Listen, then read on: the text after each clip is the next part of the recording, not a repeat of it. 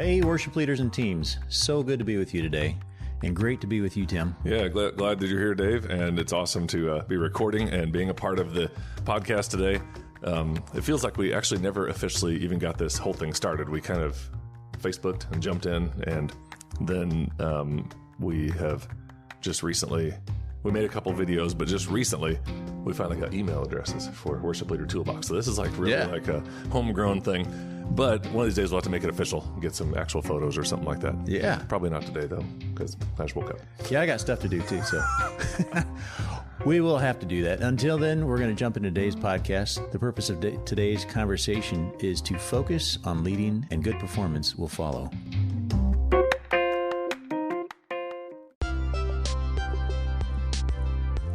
Welcome to the Worship Leader Toolbox podcast, where our mission is to equip local church worship leaders and teams in practical components of local church leadership. We'd be honored to have you share, rate, or subscribe. And if you have questions, we'd love to connect at worshipleadertoolbox.com. We're thrilled to have you listening to our podcast, and our prayer is that it's helpful to you and your ministry team. Let's head now to today's episode. Place your focus on edifying the church, helping the congregation connect with God, and pointing towards Jesus in all you do and sing. As we do this, we will be focused on leading the church in worship. And you know what? Great performance will follow. A desire to lead well always brings about joy, excellence, and authentic engagement. Yeah, and the flip side is not always true. The desire to perform doesn't automatically bring about great leadership in worship. In fact, it sometimes can be a barrier. And so that's really why we have to make sure that we are at our heart trying to lead and then allow the performance to follow, so that we're not a hindrance, and so that our primary concern isn't stage sound, style, and skill. I just saw a quote that said something like, if you seek revival, you will try to make it happen. But if you seek Jesus, then revival happens. And it's kind of that way for this. If you're seeking to perform well, then it's going to be difficult to help lead the congregation. But if you seek to lead the congregation and engaging with Jesus and encounter in the presence, then you're going to be able to perform well, because your performance is coming out of your desire to serve in the church and lead in the church. So it's really a balance for sure. And, the best heart, kind of speaking out of both sides of my mouth, the best heart for God and ministry in the world, you'll still have trouble leading if you don't have some level of ability in vocal or instrumental or stage presence. But still, your heart has to be thinking about leading and serving the church first, and then you can see what happens as your church unfolds in that. Nice. I was on a worship Facebook page, and the one question was, hey, I get off the stage, and then everybody's congregating and greeting each other and everything, and nobody wants to talk to me. And the advice that was given to that person was, well, leaders go first. You're the one that needs to go and talk to people. Yeah. I like that. I like that phrase, leaders go first. Yeah, definitely. That's good. To lead is to be a servant. Here are some ways we serve from an angle of leading worship. Invite and involve others to develop their gifts. The overarching view of the role at church for any worship leader is really from Ephesians 4, to equip the saints and build up the body. And this is a little difficult for the worship departments in most churches, because most congregations are counting on the worship leader, musician person to kind of be the hired gun and really make things hum. And it's been that way for, as long as I've been around. Every little church sort of paid the pianist type mentality. Mm-hmm. And so now we sort of pay often the worship leaders, or at least name a key worship leader in some fashion.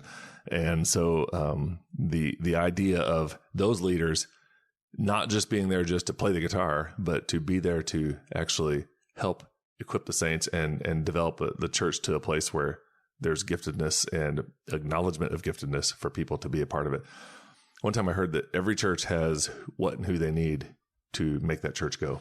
And it's just a matter of uncovering those people, because too many people are just kind of bench warmers, thinking that they're doing a service to God by showing up, and they're not like totally willing to say everything is yours type thing. But how do you think we should help others develop? Do you think we should have some seminars, some books, or just maybe some conversations about, hey, what do you feel like your calling is, and how can we help you with that? Yeah. Well, I know that I focus on this on a lot of podcasts. So there's a good chance we've already said something along these lines. But since people forget things. Just keep saying it. I forget things. But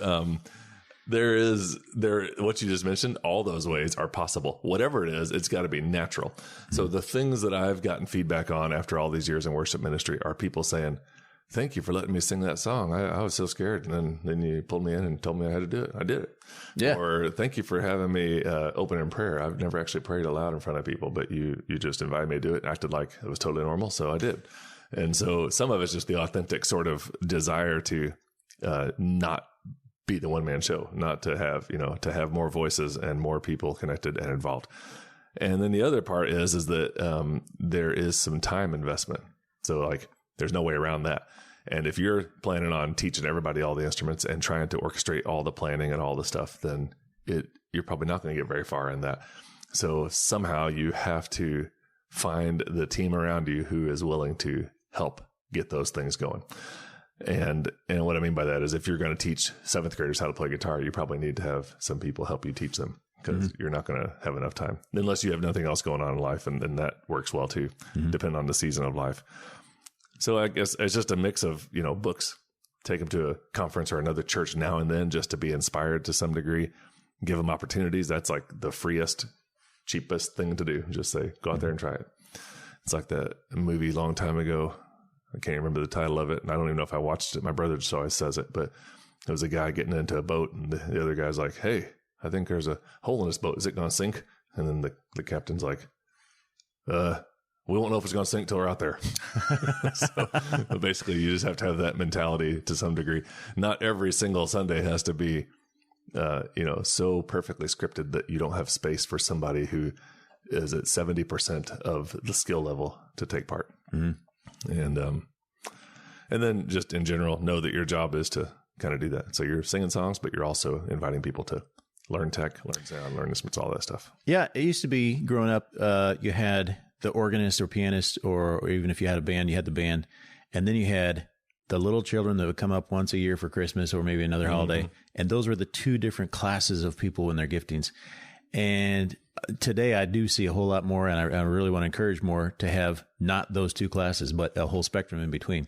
Maybe you got some teenagers, maybe you got some college people, maybe you got a guy who's 55 years old and just learned to play guitar last year, and he's coming along, and I think all of it.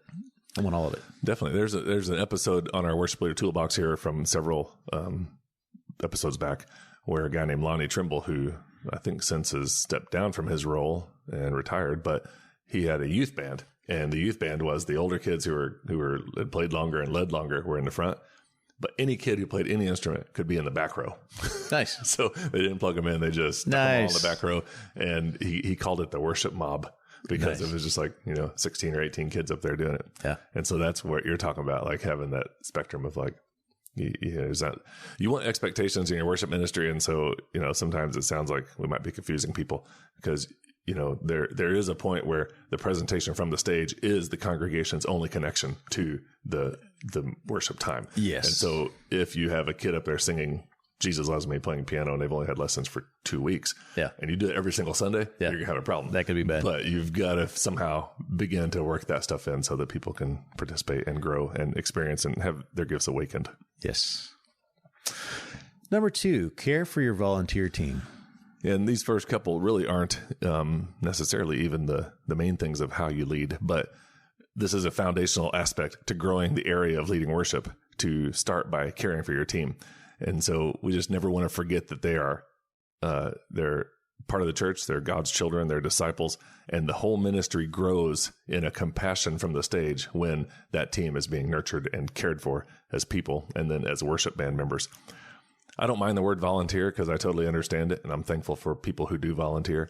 But sometimes the word volunteer, when it's thrown around too much, starts to get under my skin because these people, they are volunteering their time, but they are more than volunteers. They are worship leaders. They're worship team members. They're like helping the church move in that direction and to experience God. And so I don't very often refer to just all my people as like all my volunteers. I mean, I just don't say that very often, but I don't mind if people do.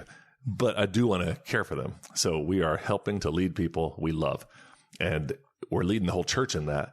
And if your worship team is going to lead the whole church in love, then they are going to have to get a sense of being led in love by the worship leader or the staff person or the key leader or whoever that is.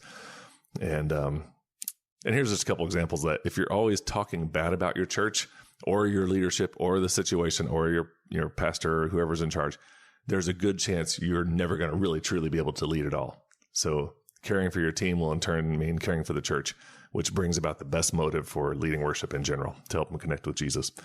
And the way I heard it most succinctly once was, you can't sing over the people you don't love. So that's like that all fits together. That's good. Number 3, do the hard work of organizing. Yeah, and this came from a book called The E-Myth, and The E-Myth Revisited, maybe. It's an old book, but it has tons of stuff in it. And the gist of it is, and we don't have much on the script here, it's just one line, but if you organize the work, the people will respond and take their share. But if you feel overwhelmed in worship ministry and you run around saying, oh, I've got to lead the church, how are we going to do it? And you're like, oh, this is just terrible, so much to do. And you feel overwhelmed and you're not sure, you don't have people scheduled, or you're not sure what people's giftedness is or all that stuff, then they're never going to have an entry point to step in. So if they don't have an entry point, there's no way they're ever going to be able to help you. So part of the job of the worship leader is to do the hard work of organizing the work and the entry points and the framework for people to be a part of it.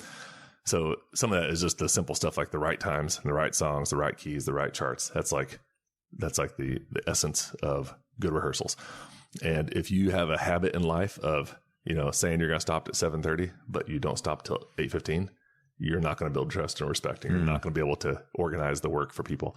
So if you're going to start rehearsal at 7, you start at 7. And if the culture is to end at 8:15, then you stop at 8:15. Doesn't matter what's going on. And that's going to help people in the future practice quick and do whatever. And I think some people just equate the idea of, you want to be relational. You don't want to be ridiculous with this, but some people equate, oh, we sat around talking for 2 hours. Well, that's a neat story now and then, but for some of the people, that was annoying. Yeah. And so you want to end and then talk. And that's the way it is at our church. We kind of have a end time. The end time comes, everybody stands around a little bit. A few people have to get home because of kids and whatnot. And some people sit around for an hour or 2 after that talking. Oh my. And so there's a culture of that, but there's also the hard stop. And so that's just one little tiny slice to organizing the work.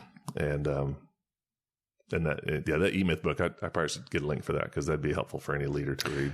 Are you saying the letter E and then M-Y? E-Myth. Okay. M-Y. And I can't even remember exactly why it's called the E-Myth, but I think I read the E-Myth Revisited, which was like the second one. I might have read both, but that's the one thing I've always remembered from it. Did you read them all the way through? Yeah, those. Okay. Yeah. Because I remember the conversation we had a while back about how you read 52 books a year. Yeah. My goal is to read 52 books a year. Most of them that I write down on my list of 52 books, I more or less read all the way through. Oh, okay. But then there's some books that I just read a while and I'm like, wow, I got the gist of that. And then I just kind of read all this titles and go to the end and kind of read it. But usually I just look for one good thing that I can keep. I don't try to read it because I'm trying to read it. I'm trying to get something good. You're not trying to write a paper on it. Yeah. Yeah, I'm not trying to write a paper. You're just trying to get some. And if it doesn't click, I just get rid of it. Yeah, that's good. I like it. I feel like the responsibility of, I got this book, I guess I have to read the whole thing. And I felt that too, especially if I buy it. That's the worst. Right. Yeah. Spend money on it. If I get it at the library, I can just sit it there and let it sit 2 weeks and take it back and not even care. That's good. Number 4, humbly assist and partner with your pastor. I don't know I know that you are in a smaller church, Dave, so I don't know how this works for connecting with your pastor.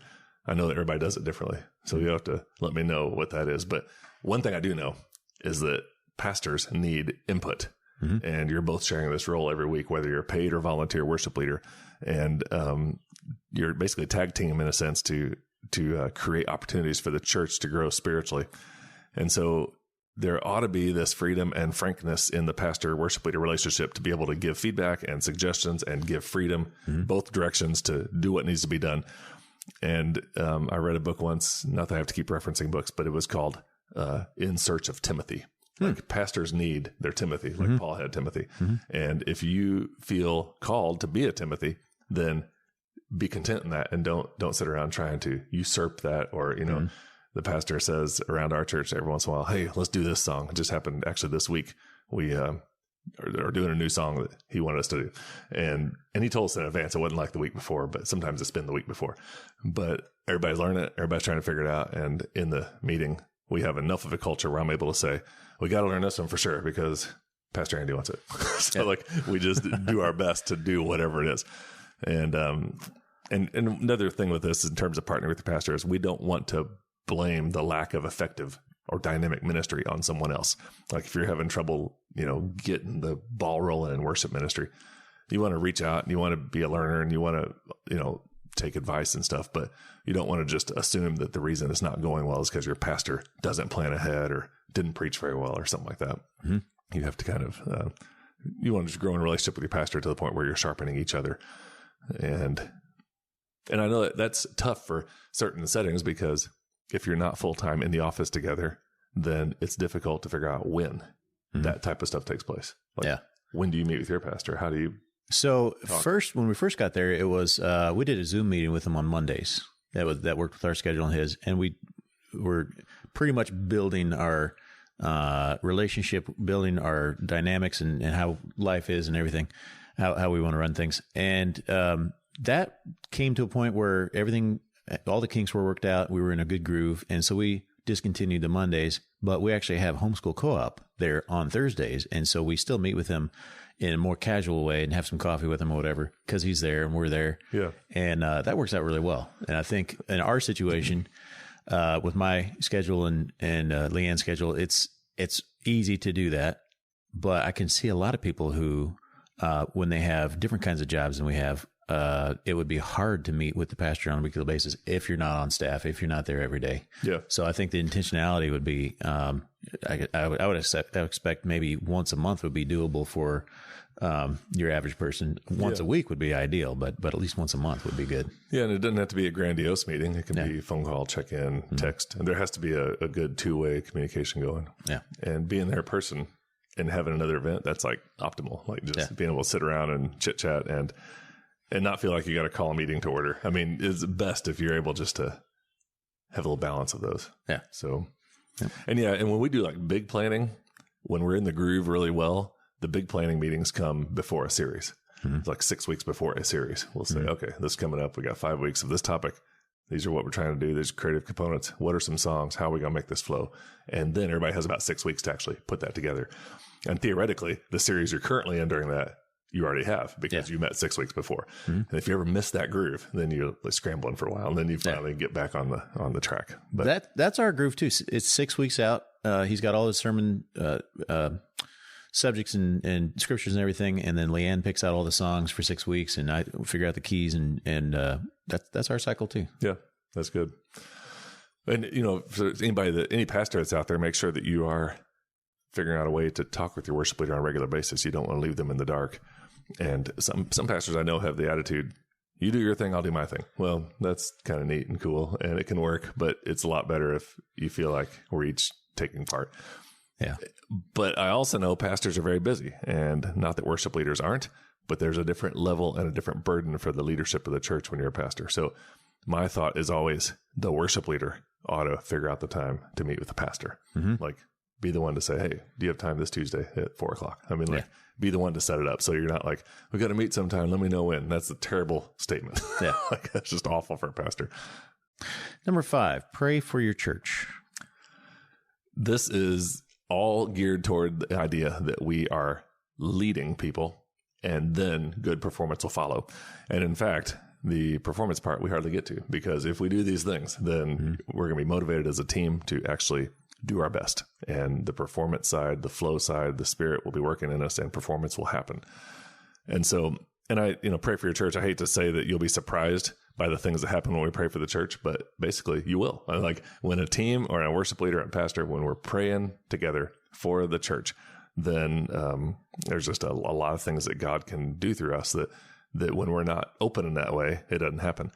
And in this day and age, and I say this because I run into this in my own life, we just often forget that there is power of ongoing and diligent and desperate and intentional prayer. And we are spending an inordinate amount of time checking on where the offering comes and if the lights are going to work and who's going to be doing the worship announcements and who's going to be out there greeting and taking care of this table and that table and what song we're going to play and what happened to the lights and all this stuff that has its place and it is important. But if we have like let that stuff fill every crack of our lives and we don't have time just to sit down during rehearsal or another time just to pray that God will use our lives into place. The act of like praying and turning and trusting to God is pretty much the single key factor in the joy, contentment, growth, training, great songs, recruiting, discernment. Just the whole effective ministry is going to be different when we are spending time praying. Amen. And I usually try to, sometimes we'll actually gather around and pray. We for sure pray at rehearsals and we pray on Sunday mornings. Sometimes we actually go to the altar and pray. Sometimes I'll assign everybody a spot in the room to go pray on their own for that next Sunday. But we always pray on Wednesday nights for the next Sunday. Good. So it's just like a little tidbit. So if you're not sure what to pray for, you mentioned the idea of being sort of dependent on the lighting and sound and all those kind of things. I love it when that stuff, when the carpet gets pulled out from underneath you. This past Sunday, it happened. Whatever reason, there was a glitch or something, and all the lights, all the sound, everything just went off for about, I don't know, probably 20 seconds or so, and then it came back on. And I'm sure you've had that experience for 20 or 30 years of leading worship out there. It was immediately, oh, wow, this just happened. Okay, we're all a cappella now. And it was wonderful, and it gave us like this sense of, okay, yeah, this is actually why we're here. We could just turn everything off on purpose if we wanted to, and do this thing. I like when that happens. Is funny, and sometimes those are the things that cause you to pray, which is hilarious. Yeah, I've said this on the podcast, but I heard a guy just a couple years back that said, and he was kind of just being crazy. And sometimes people could say things when they're not guest speakers and stuff, but he's like, I'm not going to waste my prayers praying that the computer works. I'm praying for changed lives and souls. I'm not going to mess around with all this tech stuff. Like he never prayed the prayer before worship that, well, all the musicians get the right notes. Like that didn't matter to him. He wouldn't pray in those prayers. He wouldn't going to waste his time. And that's weird theology because the Lord, if it matters to us, it matters to God. But it was just hilarious. And so I've changed my prayer a little bit on Sundays. I'll sometimes pray for the tech needs and the nerves or whatever it is might be about music. But then I'll say, but really our big prayer is this. Yeah. And so that's kind of what you were just saying. That's good. Number 6, sing the songs that connect with and help the congregation engage. This is from a phrase I heard that just basically was sing the song that is in the heart of the congregation. And in the old days, you could kind of pop up there and, pick a hymn number, switch on the fly. Everybody had all the words. Yeah. These days, we don't have that in most settings. In modern worship, we don't have that. You could, rearrange the pro presenter and just do a different song if you really had to. But lately, over the last several years, I've just trusted that the Lord is at work in choosing the right song for the closing of the sermon or just before the sermon or whatever. But I do know that we can't base our song choices on the preference of the team because you've got to be thinking about the church. And as you do that, you're thinking in terms of leading worship and you're not thinking in terms of performing.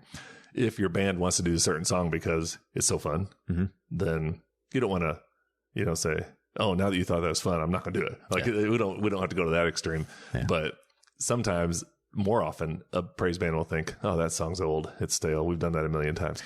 To them, it was. But to the congregation, it's just the right song. And so you have to basically do it because you are leading people. You're not just performing. Yeah. So that's all part of that. That would make a good podcast by itself is what do you do with all these songs that you who have practiced them 5 times that week already and done it 14 times that year and have heard them all your life. And then somebody says, hey, would you do this song? We haven't heard this in a long time. Yeah. How do you deal with that? That's really true. Well, we could definitely do a podcast on it. And you don't want songs to get stale and like uninspiring for people. Yeah. And Jackson has some great phrases like that. And we need to get him on here, but he has great phrases like, you got the moldy ones and I can't remember what he says, but when to shelve them and when to sing them. And he's got all his little like axioms, but, there is something to the oddity of a group not being diligent and only going to the go-to songs and wearing everybody out. Like that's the other extreme of this. Oof. And when a new song is present, the worship band is a little more alive. So there's that aspect. So there's a lot of balancing of all this, but the main thing is when we're choosing songs, we have to think of the flow of worship and the connection of leading people more than the praise band being happy about that song choice. Because when people are connected, then people are happy in a praise band. And being like in traveling worship ministry, we do the same songs for 2 years. Yeah. Like pretty much the same set, more or less, for a couple of years. And then it's not like a new set in 2 years. It's more like a couple songs filter out and a couple songs filter in. And that's just a cycle for a couple decades. And so the only thing that it keeps us inspired outside of just the opportunity to worship and sing is the interaction of the people singing those songs. And so that's like dynamite. Yeah. Number 7, stretch and challenge your people to grow. Well, encouraging people in your team to grow spiritually and to have like a servant heart and, investing a proper amount of time in music and rehearsal and all that stuff. We really just are seeking to stretch our people to have this culture around our worship ministry. We're here to engage the church, and our job is to serve in the name of Jesus. And when we have Jesus and the church at the forefront of all the music stuff and all the other things, then that is why we are stretching our people to be the best they can. So I realize we're coming full circle here because we're getting back to the idea of performance, but just not being willing to be stretched or to be challenged and just stick with the status quo isn't really a byproduct of a heart for the church. The heart for the church is that we want to lead them, we want to serve well, but that desire to do the best we can for Jesus is what's going to help us do better in terms of ministry. And we already mentioned this, but how do you stretch and challenge? How do you increase the effectiveness of your team? That's just a lot of conversations, a lot of different options. Yeah. Well, as far as the musicians go, the instrumentalists, I think that playing some songs that you would not play on a Sunday morning is a great thing to do. So I don't see a lot of worship songs that have lead guitar solos the way that secular songs do. So I'm not going to promote, hey, let's play this devil music. Yeah. But there's some good stuff out there that's not devil music. But jamming with that kind of thing and trying to do that, maybe even have a goal of okay, well, the church picnic's coming up, or there's an event in the community. Hey, well, let's play this event in the community, play these songs, and gaining those skills to be able to do those songs that you don't really know how to play right now. Yep. I think that'd be great for instrumentalists. Yeah, it seems like all the electric guitar stuff is just the opening riff, and then it's over. But there are ways that you can. All you said is that's good, having songs that challenge you more than just the 4 chords. Yeah. But there are ways to take songs and make them, unique. Like add something in that lets people get excited. Yeah. And did we do the podcast on the opening jam? We did. Yeah. It's last week or the week before. That's an opportunity to get people to do instrumental stuff. That's a little bit unusual. Yeah. Because everybody's just doing it. Or if you can find instrumentalists around, either friends or church members or whoever, that can ad lib on various instruments. Yeah. Like for a long time, we had a guy named Scott played trumpet. And it was wild. I mean, he could just stand up there. He was an Air Force trumpet player, and he could just stand up there and just play along, do intro riffs, anything he wanted. And he never did anything. He just hear the song and then he just play along and then make it beautiful. Yeah. And he had to move out to Colorado. But then we've had a couple different saxophone players that could do that, and cello and string players. Just some people that they're not in the rotation every single week, but when they are, they're able just to spice it up. And then people are like, ooh, that's pretty nice. So. Thanks for joining us today. If you have thoughts, please connect with email, tim@worshipleadertoolbox.com or dave@worshipleadertoolbox.com or on Facebook, Worship Leader Toolbox Community. We'd love to have you join us there. Yeah, the Worship Leader Toolbox Community is kind of the group for the Worship Leader Toolbox. And I was just going through some of that this morning. And another shout out to Justin, who set up our email addresses. So thank you, Justin. I didn't even think of that until just the other day. And so all of a sudden it was done. So it was really quick.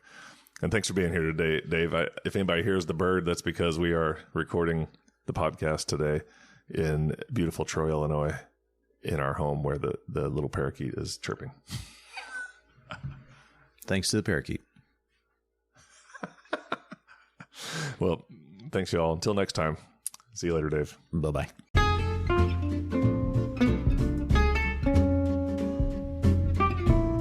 Hey, let's play this devil music. Yeah.